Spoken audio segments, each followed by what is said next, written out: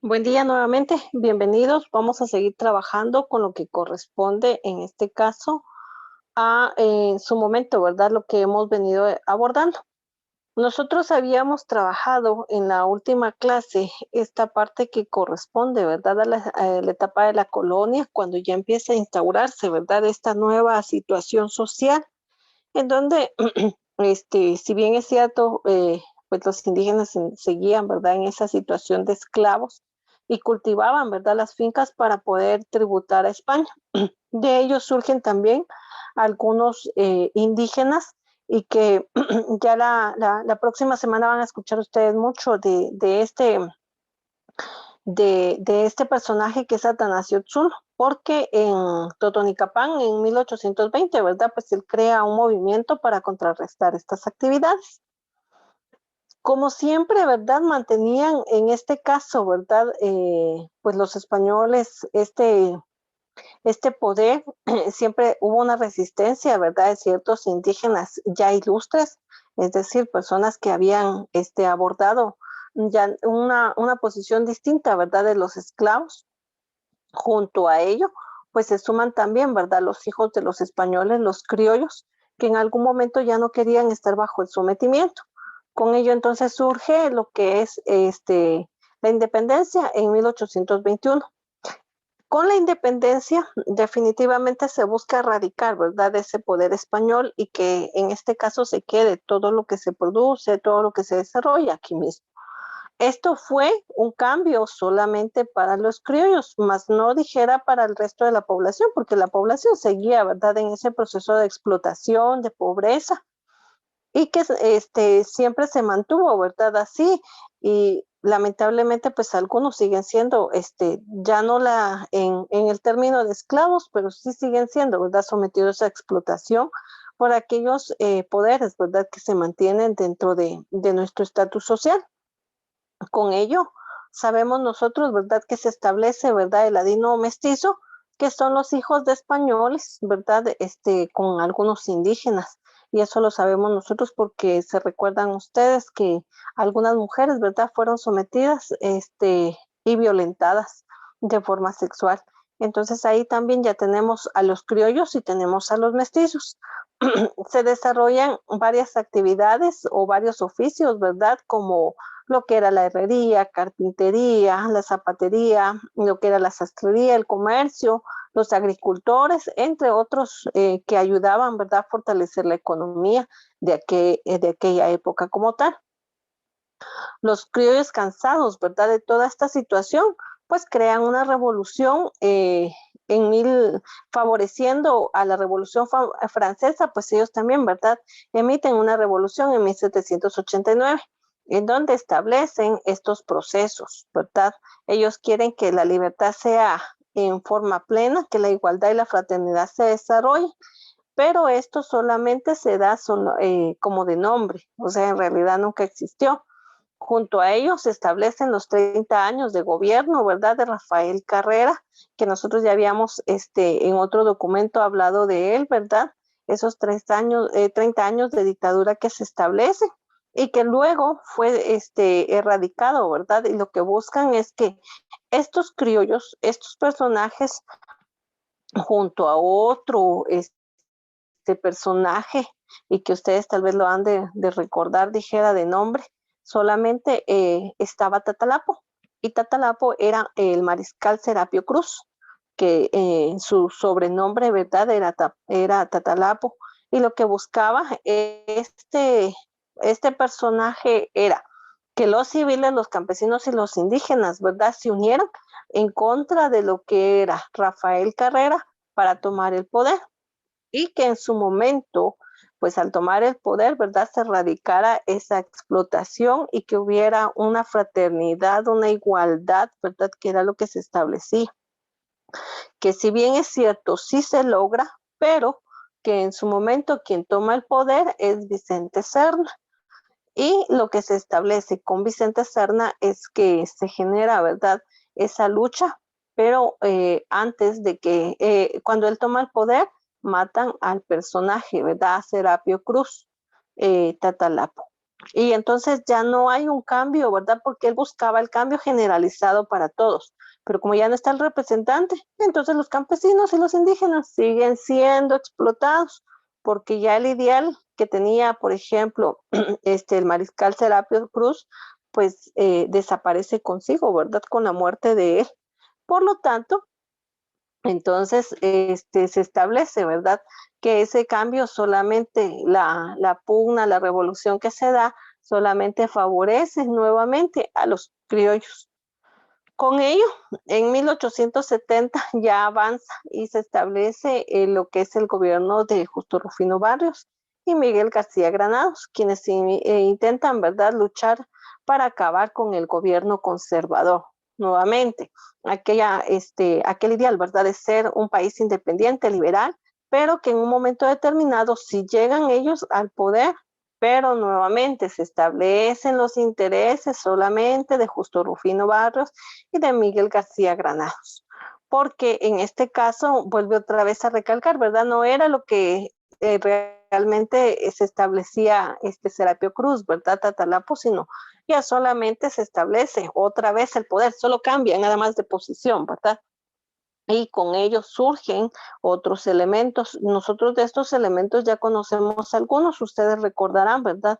Que surge lo que es la reforma agraria, que no era para repartir las tierras por igual, forma igualitaria, ¿verdad? Sino solo cambiar de posición. Surge la distribución y los jornaleros, ¿verdad? Que en este caso se supone que iban a ser pagados y remunerados, que al final otra vez los indígenas siguen siendo explotados y que si bien es cierto, tal vez le daban una mínima cantidad, pero que en realidad no era lo que ameritaba, ¿verdad? La retribución que ellos merecían. Entonces, con esto surge, ¿verdad? Esa revolución liberal. Dentro de esta revolución liberal, pues se beneficia otra vez a un sector poderoso, solamente, vuelvo a repetirles, ¿verdad? Cambia de poder. En este caso, se crea el Ejército Nacional el 30 de junio de 1871 con la Revolución Liberal. Y si ustedes notan esa fecha, mencionaba anteriormente, ¿verdad? Que, por ejemplo, es la que acaba de pasar, ¿verdad? El jueves 30, que se celebraba o se celebra y se conmemora, ¿verdad? El día, supuestamente algunos dicen de la revolución, otros dicen en el día del ejército, porque se instaura, ¿verdad? Lo que es el ejército como tal, pero en realidad, pues, es una fecha que se toma como asueto a nivel nacional. Entonces, es por ello que nosotros celebramos, por esta instauración. Y acá dice, formado por los hijos de familias ricas y descendientes de los españoles para controlar a las rebeliones. ¿A qué rebeliones? A los indígenas. Apertura, ¿verdad? Se crea la Escuela Politécnica para la formación de oficiales y es por ello, ¿verdad? Esta celebración del 30 de junio. No es una revolución, definitivamente. Es la creación de alguien para someter a un grupo todavía. Se crea el registro de la propiedad al inmueble que le sirvió para la legalización de la expropiación de las tierras comunales y dárselas a los terratenientes y a los extranjeros. Cuestión, ¿verdad? Que les decía, no era el ideal de Tatalapo o de Serapio Cruz, sino, o sea, definitivamente, ¿verdad? Estas tierras. Se apoya a los ricos en café con mayor auge, pero solamente beneficia nuevamente a estos sectores de poder. No hay ninguno que destaque, ¿verdad? Como indígena y que vaya a decir, ay, sí, ¿verdad? Es que a todos nos favoreció. No, o sea, solamente otra vez a ese cambio de poder que se estableció en su momento. Se hace una ley llamada Reglamento de Jornaleros para asegurar la mano de obra y que esta fue casi gratuita. ¿Por qué? Porque en un momento determinado, ¿verdad? El jornalero podía ir de forma voluntaria y recibir una mínima de paga o podía ser igual llevado a la fuerza y trabajar, ¿verdad? Ser sometido, que igual no le iban a pagar. Entonces era más fácil ir voluntario, aunque supiera que iba a ser una mínima. También la distribución de los jornaleros en algún momento se estableció, ¿verdad? Que se suponía que para que la persona trabajara le iban a dar la mitad del anticipo y cuando finalizara el trabajo le iban a entregar la otra mitad, cosa que nunca se dio, que en realidad solamente le daban una pequeña este, proporción económica. Por ejemplo, se establecía, esto lo había mencionado también en una clase anterior, se establecía que iba a ganar, no sé, 100 quetzales, por ejemplo, la semana. Y al final le decían, bueno, entonces de la mitad serían 50, pero no vamos a darle los 50, ¿verdad? Porque no sabemos si nos va a cumplir, entonces le vamos a dar 20. Y cuando finalice, le vamos a entregar los 75, supuestamente, cuando en realidad ya no les entregaban nada, o si mucho eran, por ejemplo, una equivalencia a 5 más, ¿verdad? Entonces ahí era como se establecía esa descompensación, ¿verdad? Real que se dio. Se crean, dice, por ejemplo, lo que los tres poderes que hoy en día todavía nosotros conocemos. Miren, entre las cosas buenas y malas que la historia presenta, pues hay que establecer, ¿verdad? Que algunas han sido de beneficio y otras que definitivamente no han tenido ninguna situación, ¿verdad? Que pueda tener relevancia a través de la historia. Más sin embargo, pues tenemos que ir comprendiendo cómo se crean y por qué o para qué se crearon, cuál era el fin y que en algún momento ese fin sí se llevó a cabo o solamente se presentó como un ideal. En este caso, con los tres poderes que se forman, ¿verdad? Está el poder ejecutivo, que es representado por el presidente, los ministros, el ejército y la Policía Nacional Civil. Es decir, que este es el ejecutivo. El legislativo, como tal, es el Congreso de la República, ¿verdad? Y el Congreso está integrado por todos los diputados. El Poder Judicial se establece por los juzgados, la Corte Suprema de Justicia, ¿verdad? Entonces, todos aquellos juzgados que se tengan, ya sea en la región o en Ciudad Capital y establecidos, ¿verdad? Para emitir como tal justicia, son los que comprenden el Poder Judicial.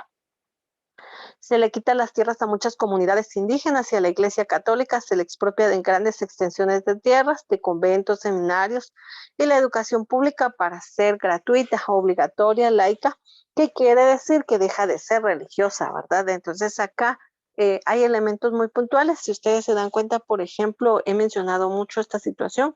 Cuando se expropia a la iglesia, se le quitan muchos lugares, ¿verdad? Por ejemplo, ustedes pueden, han escuchado o vieron por redes sociales o para los que son de aquí de Quetzaltenango, ¿verdad? Este, la semana anterior se celebraron 150 años de lo que eran las instalaciones del Instituto Normal para Varones de Occidente. Y en su momento les he dicho que tanto este instituto como lo que es el Instituto Normal para Señoritas de Occidente, INSO, pues estos dos eran conventos. Uno, o sea, era para varones y el otro para mujeres. Y cuando se expropian, ¿verdad? Se entregan estos dos a lo que fue el área de la educación. Y desde esa fecha, por ejemplo, hace 150 años, pues se establece, ¿verdad? Esas instalaciones como ya un centro educativo. Entonces, de acá podemos nosotros establecer, ¿verdad? Cómo se favoreció, llamémoslo así, en ese aspecto, aunque no fue por completo, ¿verdad? Porque vuelvo a repetir, imagínense las tierras que se le quitaron a los indígenas, ¿verdad? Los toman los grandes finqueros, los grandes terratenientes y solamente dejan sin nada, ¿verdad? A estas personas en su tiempo como tal. Luego, cuando nos dice que la educación es laica, se recuerdan que habíamos visto al inicio, ¿verdad? Que según la educación era cristianizar y castellanizar, ¿verdad?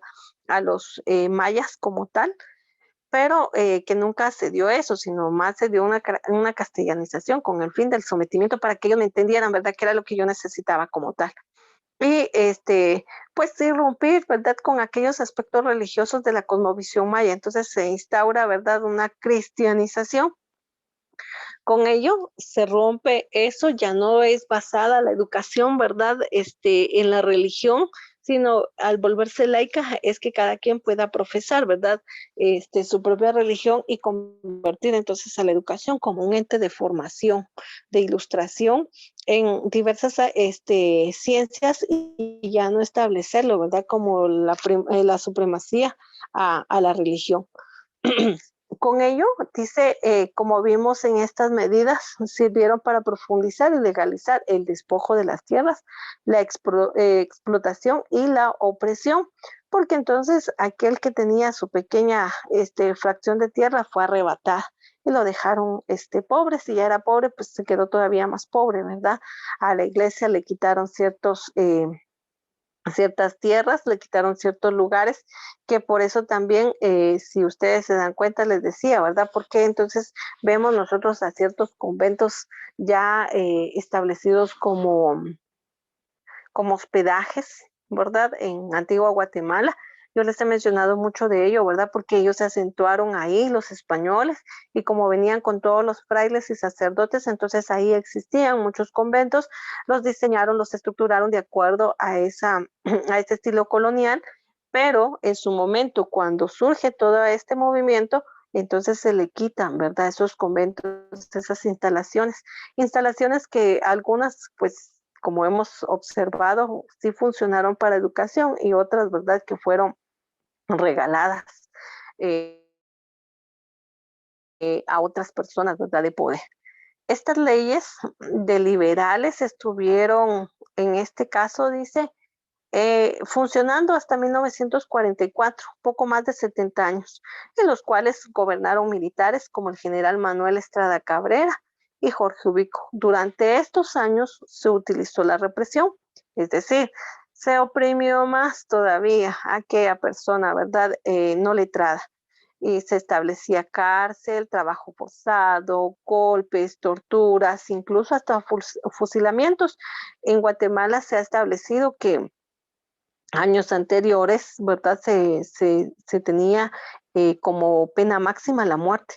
Y entonces yo recuerdo claramente, ustedes ya no vieron esa parte, porque yo recuerdo claramente que era yo todavía una niña, una adolescente, cuando fue uno de los últimos fusilamientos y que lo dieron a conocer así como que fuera a saber qué situación, ¿verdad? En canales nacionales y pusieron en un paredón a las dos personas, ¿verdad? Les pintaron los ojos, los ataron y así, ¿verdad? Como lo hemos visto en películas, a cuenta de 3, 1, 2, 3 y puntos a disparar, ¿verdad? Contra ellos. Sí fusilaron a los últimos. Entonces, después cambia eso con la instauración de los derechos humanos y se viene a ratificar, ¿verdad? Con los acuerdos de paz. Pero es parte de la historia que nosotros tenemos. Durante estos últimos años se establecía, ¿verdad?, que el que no trabajaba, el que era ocioso, por decirlo así, un joven que veamos nosotros en la calle, que no estudia, que no trabaja, que no hace nada, y que hoy en día, ¿verdad?, nosotros tenemos un término para establecerlo, los ninis, ¿verdad? Se iban a la cárcel. Y entonces ahí en la cárcel los ponían a hacer calles. Acá Quetzaltenango es uno de los, llamémoslo así, ¿verdad? Uno de los representativos que si ustedes en algún momento pueden pasar por alguna calle de piedra, esas fueron construidas por los que estaban en la cárcel. Y lejos de ver la opresión, en cierta parte, aquí entra, ¿verdad?, en juego su criterio porque pues aquí definitivamente, ¿verdad? Esa opresión para aquellos que no hacían nada o que eran delincuentes, pues se les ponía a trabajar, ¿verdad? De forma gratuita y creaban las calles. Entonces, todas las calles de piedra fueron construidas en algún momento, ¿verdad? Por los presos.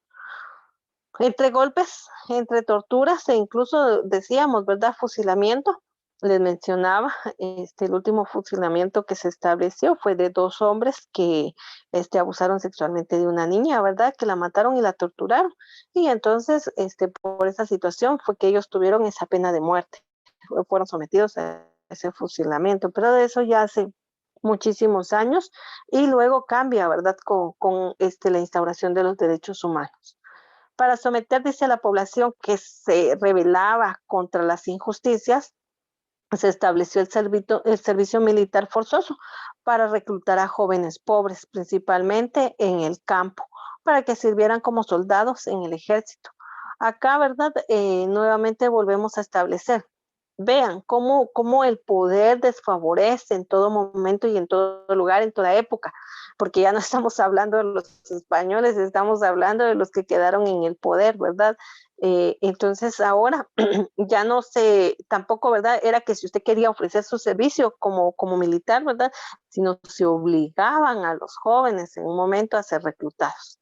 Entonces se entregaron los recursos del país a empresas extranjeras Eso ustedes también, recuerdo claramente que quien había leído parte de ese fragmento, que igual todos lo leímos, fue Elena, cuando hablábamos, ¿verdad?, de las empresas norteamericanas que se presentaron, una de ellas, ¿verdad?, la Fruit Company, que establecía la empresa bananera, ¿verdad?, y también lo que fue las empresas cafetaleras.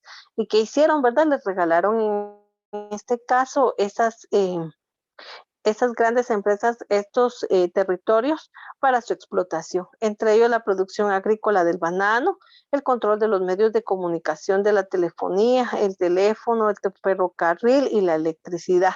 Por eso hoy en día nosotros, ¿verdad? Ya no contamos con estos elementos a nivel nacional porque todo fue entregado. Antiguamente se llamaba, la telefonía se llamaba Telgua, después la llamaron, ¿verdad? Perdón, antes era Guatel, después la llamaron Telgua y por último, ¿verdad? Como es una empresa ya totalmente fuera del país, se llama Claro. Claro y Tigo son los dos elementos de telefonía que tienen el monopolio de lo que es la telefonía aquí en Guatemala. Se radicó el telégrafo, ¿verdad? Ya no se utiliza. El ferrocarril pues ya no existe y la electricidad, ustedes saben que nuestros padres sufren y padecen, ¿verdad? De ese tema. Pareciera que fuera una tortura más todavía, porque, por ejemplo, para las personas que utilizan los servicios eh, privados de OXA y no sé cuál es el otro que se emplea, ¿verdad? Son empresas que tienen un alto costo en la electricidad y vean desde qué fecha nosotros venimos sufriendo y padeciendo. No solamente estas, la privación de los servicios, ¿verdad? Que eran nacionales, sino desde el sometimiento que se tuvo. Pero cuando se empiezan, ¿verdad?, a generar o a entregarse todo lo que pertenecía al país a las empresas extranjeras. Durante la Segunda Guerra Mundial, Guatemala se alinea con Estados Unidos y expulsa a los alemanes que habían impulsado la producción del café en nuestro país y sus fincas son nacionalizadas. Vean a veces las malas decisiones que se toman, ¿verdad? Porque muchas veces entre la ignorancia de muchos gobernantes buscan, ¿verdad? Aliados, a ver a dónde corro, con quién me pego. Y en este caso, ¿verdad? Pues según Guatemala, ¿verdad? Al estar unido con Estados Unidos, pues sacaron de acá del territorio nacional a los alemanes, que si bien es cierto, también explotaron, pero habían impulsado lo que era la producción del café. No, no a un extremo como nosotros, por ejemplo. Y de ello nosotros, miren, pudiéramos seguir y continuar hablando y hablando de todos los problemas. Ahora bien, a nosotros nos compete, como es historia de Guatemala, poder observar cada una de las fases que se ha vivido, ¿verdad?, dentro de la sociedad. Pero también les he dicho, ¿verdad?, que ustedes tienen que tener una formación crítica, en donde ustedes pueden profundizar y establecer que desde años anteriores, o sea, los problemas económicos y sociales siempre se han pronunciado y que estos fueron acrecentando lejos de mitigarse. ¿Por qué situación? Porque siempre existe, ¿verdad?, una persona que va a querer tener todo el poder, que quiere tener toda la riqueza. Al inicio, ¿verdad? Fueron los españoles cuando sometieron a los mayas, luego, ¿verdad? Cuando los criollos toman el poder y sacan a los mismos españoles, luego los criollos, ¿verdad? Fueron desplazados por los mismos conservadores, los que ya estaban, y luego los conservadores fueron desplazados, ¿verdad? Por los liberales, y luego los liberales son desplazados nuevamente por los conservadores, y así se ha pasado un juego, ¿verdad? Solo siempre se le ha dicho o se ha visto, ¿verdad? Que es como una estafeta, ¿verdad? A ver quién le toca el poder. Y el que tiene el poder es el que se va a enriquecer en un momento determinado. Jamás ninguno ha tenido, ¿verdad? Pues una certeza en poder favorecer a los desposeídos. Entonces, sobre ello nosotros es que pudimos observar esta parte. Con todos estos problemas sociales, nosotros vamos a encontrar la Revolución de Octubre. Y la Revolución de Octubre se da en 1944. Ustedes han escuchado, por ejemplo, ¿verdad? Que se celebra también la Revolución del 44, lo mencionan mucho. Y en este caso, ¿verdad? Es también otro día de asueto que se establece. En 1944, estos sectores urbanos como estudiantes, profesionales, universitarios, militares jóvenes, comerciantes, trabajadores, llevaron a cabo jornadas de protesta. Y en este caso se establece, ¿verdad?, que es una protesta y lucha que obligó al general Jorge Ubico a renunciar a la presidencia, dejando en su lugar a otro militar, a Federico Ponce Baí, que asesinó y reprimió durante 100 días hasta que fue derrocado por el movimiento revolucionario del 20 de octubre. Por eso es que nosotros hablamos, ¿verdad?, de la revolución el 20 de octubre de 1944. Iniciándose así esta revolución de octubre, este periodo revolucionario duró 10 años, conocido como los 10 años de primavera, porque definitivamente, ¿verdad? Sacaron a un militar, instauraron a otro peor, ¿verdad? Y luego vuelven a sacarlo. Lamentablemente les decía que esa es parte de la historia que se tiene y es la lucha, ¿verdad? De quién, o sea, logra estar en ese poder para enriquecerse. Dice, seguidamente se hizo una elección popular, quedando como presidente el licenciado Juan José Arévalo Bermejo, sustituido en 1950. Vean cómo ya nos estamos acercando, ¿verdad? A nuestras fechas, a nuestra era, ¿verdad? Porque lo más reciente, alguno de ustedes me va a decir, no, a mí hábleme del 2000 en adelante, ¿verdad? No, porque es lo más cercano que ustedes pudieran tener. Acá dice, pero también el revolucionario coronel Jacobo Arbenz Guzmán, las intenciones de los gobiernos revolucionarios eran transformar a Guatemala en el aspecto económico, político, cultural y social. Y vean cómo este otro personaje, Jacobo Arbenz Guzmán, pues presenta, ¿verdad? Un ideal, recordemos otra vez a lo que era Serapio Cruz, ¿verdad? Tatalapo. Él quería una Guatemala distinta, que se transformara. ¿En qué aspectos? En lo económico, político, cultural y social. Pero, pues definitivamente recuerden ustedes que pues el que tiene el poder no lo va a querer soltar fácilmente. Eso siempre va a suceder en cualquier fase. Antes, durante y después siempre va a ser así. Entonces acá podemos observar, dice, por eso se dictaron algunas leyes y medidas entre las que están.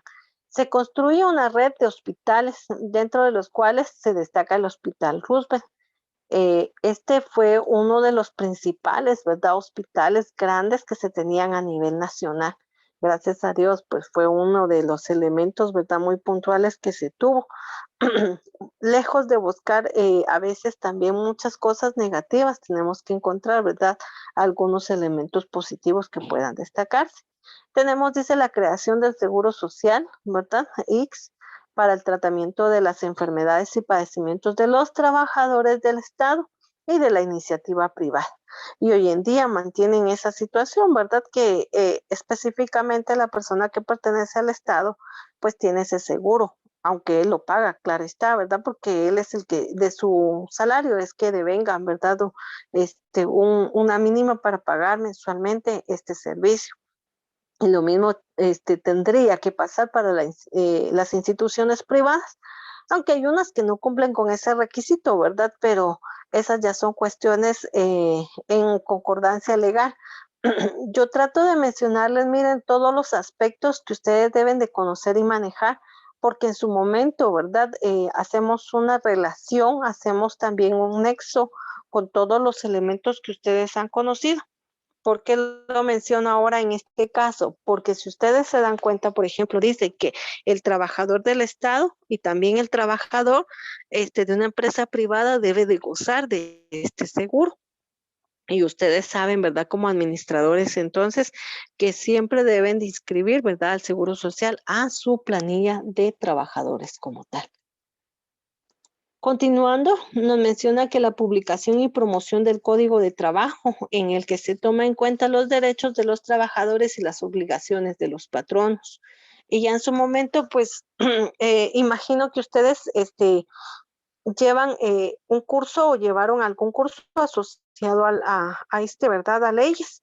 Y si no, pues en algún momento nos nosotros en la parte de la administración de recursos humanos hemos mencionado que tenemos que tomar en cuenta a este código en la parte legal, en donde las normativas se establecen y yo no las puedo cambiar. Les decía, ¿verdad? Los derechos que tienen el trabajador y las obligaciones que tiene un patrón. Yo le hacía ver a usted como sus obligaciones, ¿verdad? Porque usted es parte de la administración. Le decía que debe de pagar un sueldo equitativo a las horas de trabajo, debe dar, ¿verdad? Los goces que la persona debe tener, en este caso, ¿verdad? Su seguro social, su aguinaldo, su bono 14, ¿verdad? Entre otras situaciones como lo que son vacaciones. Entonces ahí vean cómo nosotros tenemos que apegarnos a la ley y cuando surge, ¿verdad? En el 44 surge este código de trabajo. ¿Y por qué surge? Porque si nosotros recordamos la parte anterior que habíamos leído, se establece cómo o cambia, ¿verdad? Cómo se explotaba toda esta pobre gente. Y entonces mejor no, ¿verdad? Hay que ser personas honradas, personas justas, en donde vamos a establecer en base a derechos, en base a obligaciones. Es cierto, un trabajador tiene muchos derechos, pero también les he dicho, ¿verdad? Tiene obligaciones. O sea, no es que yo voy a acordar trabajar, ¿verdad? Durante 20 días hábiles en una institución, pero los 20 solo trabajo 5, ¿verdad? De forma honrada, y los otros me hago, a ver cómo me paso el tiempo. Entonces tampoco, o sea, todo es conforme a ley. Tenemos la creación del ministro de Trabajo y la Prevención Social. Si surge, ¿verdad? El Código de Trabajo, pues definitivamente tiene que surgir el ministerio de esta. La aprobación y publicación y aplicación del decreto 900 o la ley de la reforma agraria. Y aquí vuelve otra vez, ¿verdad? O sea, ya se había regalado muchas tierras y ahora solo vuelven a cambiar de manos otra vez, ¿verdad? La construcción de hospitales, la creación del ICS, el Código de Trabajo, el Ministerio de Trabajo, la ley de la reforma agraria, se establecen en este periodo. Y esto se da, ¿verdad?, junto a esta revolución de octubre de 1944. Es específicamente el 20 de octubre. Y con eso se establece, ¿verdad?, estos aspectos. Muy bien, ustedes me indican si hay alguna duda con respecto al tema, por favor. De mi parte no hay ninguna duda, señor. Gracias. No, señor. Muy bien, gracias por responder. Y vean cómo va cobrando, ¿verdad? Relevancia lo que nosotros vamos conociendo. Por ejemplo, les decía, ustedes en su momento, cuando usted quiera, ¿verdad? Acceder a hacer un contrato laboral con alguien, porque usted tenga la necesidad o igual el anhelo y el deseo, ¿verdad? De elaborar y trabajar, pues no olvide siempre dirigirse al código de trabajo para establecer cuáles son sus goces, sus beneficios y también establecer, ¿verdad?, las obligaciones y los acuerdos que la empresa requiera de su persona. Esto es indispensable para todos. Así que me voy a quedar hasta aquí y en la próxima clase pues vamos a continuar.